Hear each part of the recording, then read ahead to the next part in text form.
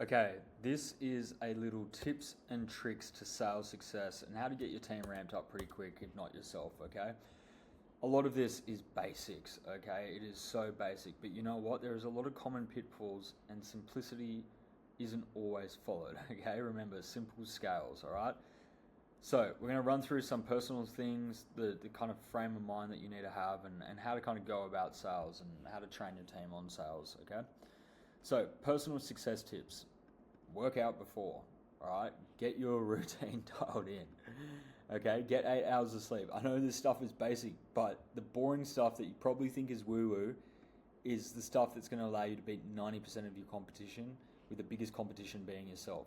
Cliche it is as it is, it's 100% true, okay? Remember, confidence is built through self-belief, which comes from keeping personal promises to yourself. I don't mean to get woo-woo with these things, but you could literally listen to all of these sales tips that we're giving you through here. You could pay someone $100,000 to teach you this stuff, but if you're not doing the basics, it's not going to work. Okay, and this is probably my favorite point in this whole tip document here that we've kind of curated. It's like the importance of having two modes. Okay, too often I see people that are just focused on not losing, focused on just a negative approach to sales. Okay, sales is about winning.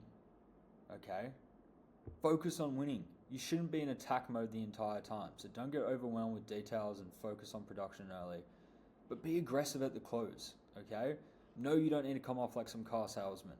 Okay, rather you be aggressive than not.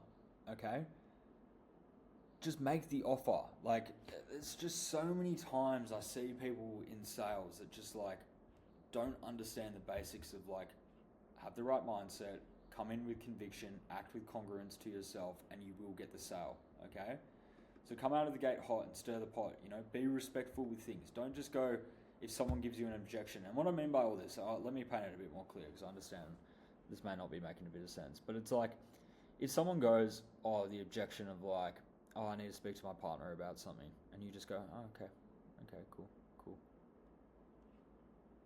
What, you're just going to let them walk out? We've already identified in the first part here that you are doing them a disservice if you know that they can overcome their 7 beliefs, if you know that your product is good, which you wouldn't be in this program if your product wasn't good.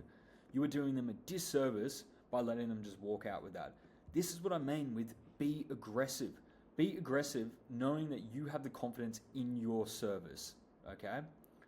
So, sharpen the saw constantly. What do we mean by that? Review all your consultations. Review your staff's consultations. Go through these things. Review your framework. Sit down at regular with your team.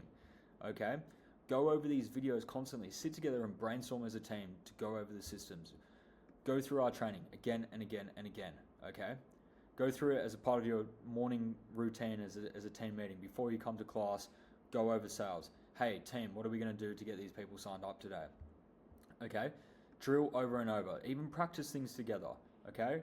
Myself and the sales team, we meet for an hour or two every single day and we go over practice scenarios. We objection handle together. We get given different situations and we practice things, okay?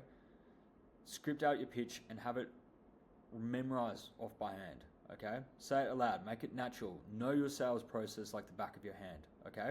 And always ask for feedback. Remember, even Michael Jordan, the best basketball player of all time, careful what I say there, he's still got coaching.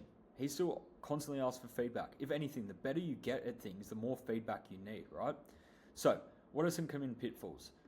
Do not change everything at once. Remember, just like marketing, just the same way we do our campaigns, we don't suddenly just go, oh, we need to change this. Okay, let's change a million things. How are we meant to measure anything? Remember, we're scientists. We apply marketing, sales, client acquisition, member acquisition like a science experiment.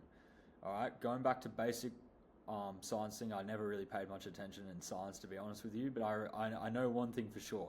You've got controlled variables, you've got constant variables, and you've got an independent and a dependent variable, okay? Whatever you're measuring, the dependent variable, you need to measure one, okay? You don't measure many things at once, all right? So make sure you're in alignment with the service, alignment with the market, alignment with the process.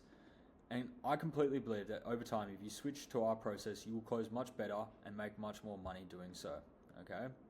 Remember, big part of our process, I'm going to keep highlighting this, is that you have the right philosophy and you know how to manage energy, okay?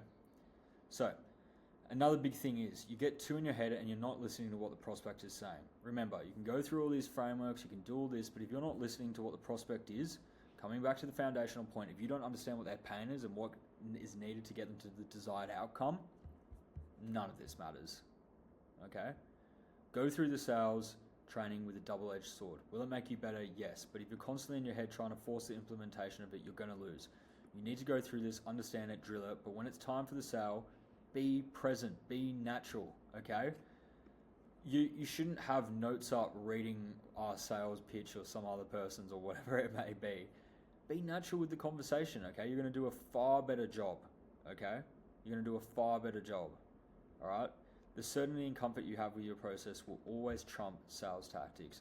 That doesn't mean you shouldn't learn them though, okay? This is just a little tips and tricks from foundational sales success and some common pitfalls, okay?